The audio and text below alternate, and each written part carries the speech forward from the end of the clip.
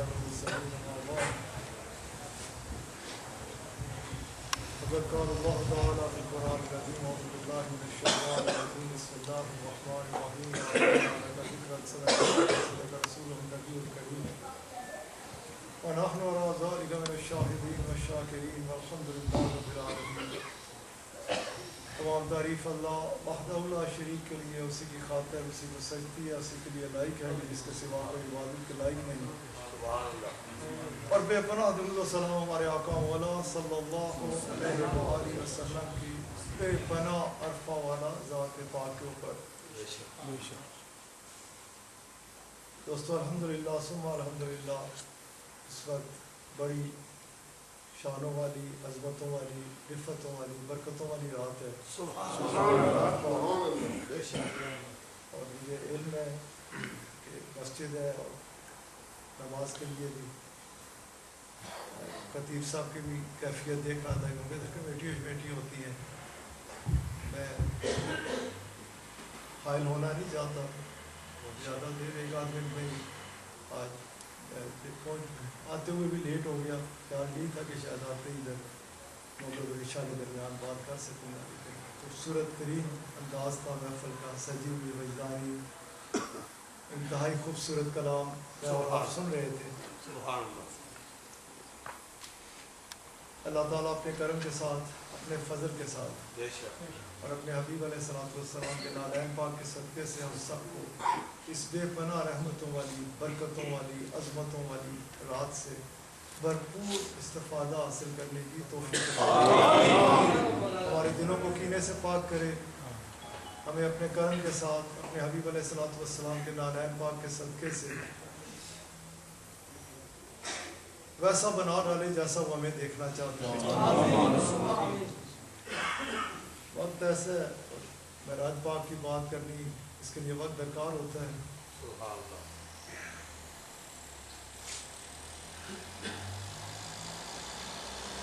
صفحے کی خوبصورت ترین اعلیٰ فرات پاک کے حوالے سے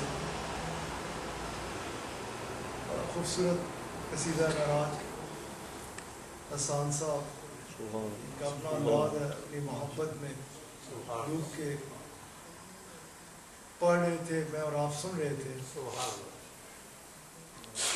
اور کوشش کریں کہ اپنے رب کریم سے یہ دعا کریں کہ جب ہم ایسی محفل میں ہوں، ہمیں خوب پتہ ہے، خوب علم ہے کہ نماز کے کیا اوقات ہیں، کب تک ہم پڑھ سکتے ہیں، کتنی دیر ہے، کب تک وقت ہے کہ ہم ان محافل سے ہم کچھ حاصل کرتے ہیں. خیال اس طرف اسی لیے میں بیان نہیں کرنے چلا.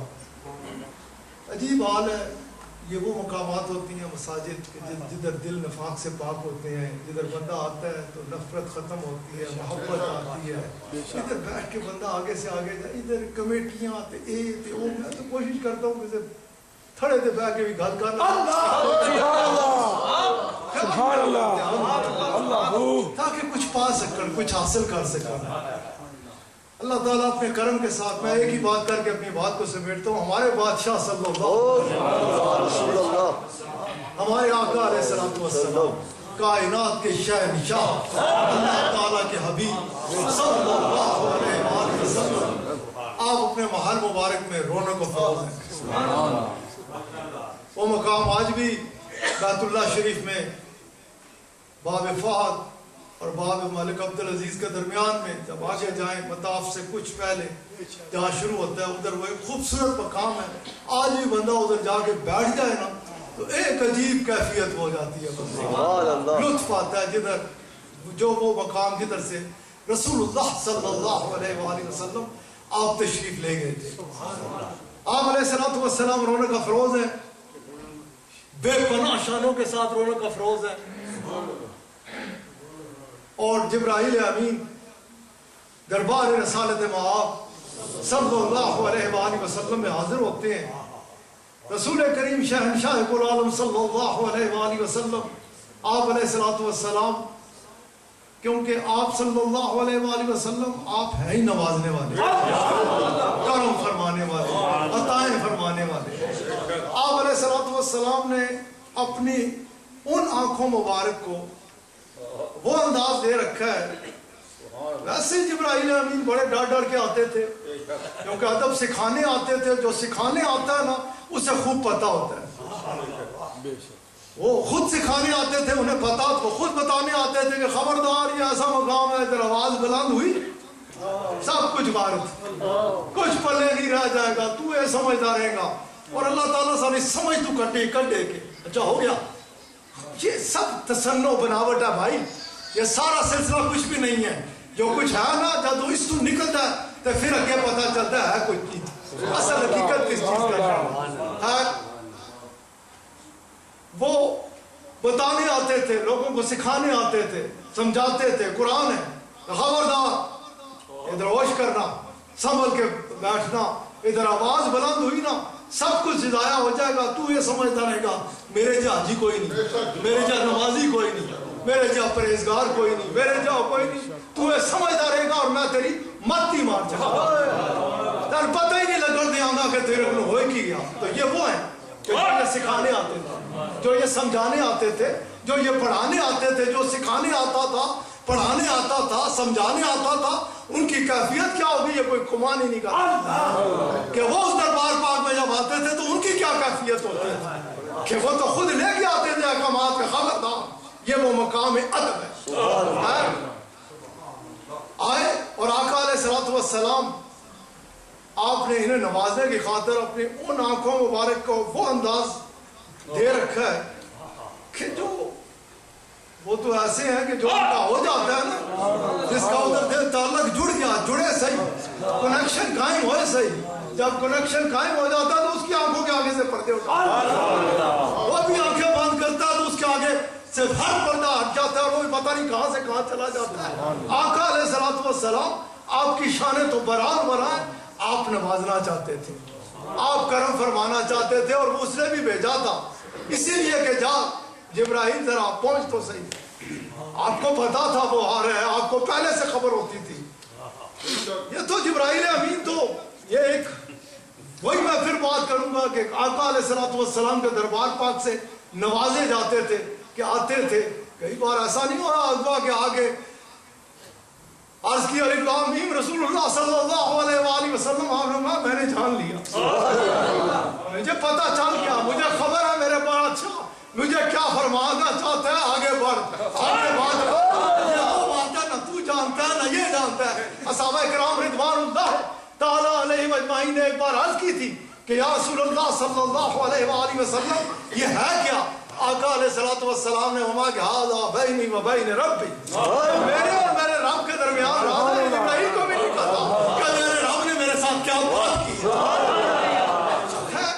جو میں بات کر رہا ہوں کہ آقا علیہ الصلوۃ والسلام کے خوبصورت دربار پاک میں آئے تھے, لینے آئے تھے, رب نے بھیجا تھا, رب دیکھ جانتا تھا. آقا علیہ الصلوۃ والسلام جانتے تھے.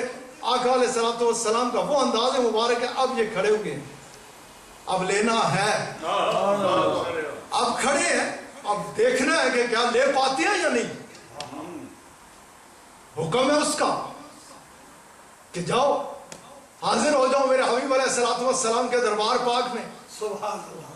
اور پیغام اس کا لے کے آئے, اور ادھر رسول اللہ صلی اللہ علیہ وآلہ وسلم آپ ایک بے پناہ شاہانہ انداز, مختلف قسم کا انداز اختیار فرما رکھا ہے.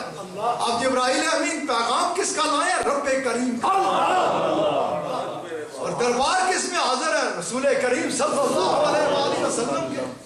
سوچتے ہیں کہ پیغام اس کا ہے, لایا ان کے لیے ہوں, بھیجا اس نے, جا جبرائیل امین میرا پیغام میرے حبیب علیہ الصلوۃ والسلام کو پہنچا دے. اب ادھر یہ ہے, وہ بھیجنے والا ہے, اس کا پیغام ہے, اس کا پیغام ہے, لیکن لایا ان کے لیے. اور انہوں نے یہ انداز اختیار کر رہا ہے. جبرائیل امین عجیب کیفیت میں ہے, کیا کروں؟ کہتے ہیں نہیں جبرائیل اب ادھر تو فیصلہ کچھ نہیں کر سکتا. اے میرے رب کریم, اپنے رب کے حضور حاضر ہوتے ہیں. اے میرے کریم رب تو اب بتا. یہ نہیں کہ مجھے رب کا حکم ہے میں بات کروں ادھر, نہیں. اے میرے کریم رب تو بتا. تیرے حبیب علیہ الصلوۃ والسلام نے یہ انداز اختیار فرما رکھا ہے, اب تو بتا میں کیا کروں.